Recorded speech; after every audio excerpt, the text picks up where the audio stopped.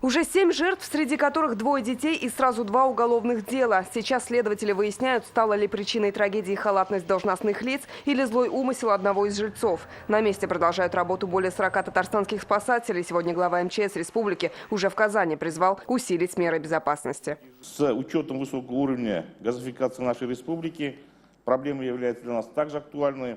Такие же, к сожалению, такие происшествия у нас в республике также были. Это в городе Набережные Челны в прошлом году, Зеленодольске, в городе Казани с многочисленными жертвами. Особое внимание не только к газовому оборудованию, но и к системам вентиляции. Только в прошлом году в Татарстане 9 случаев отравления угарным газом, из-за чего погибли 3 человека, еще 27 пострадали. Всего же за 5 лет по этой причине погибли 59 человек. Итог обсуждения сегодня однозначный. Протокольно мы даем поручение на местах очень внимательно еще раз проанализировать, проинвентаризировать все эти объекты, провести разъяснительные работы, и в СМИ надо.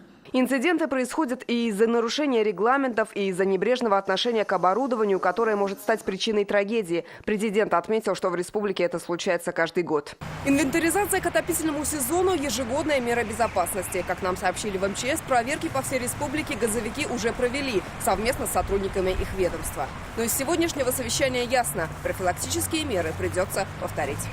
Лена Анатольевна, Игорь Романов, ТНВ Казань.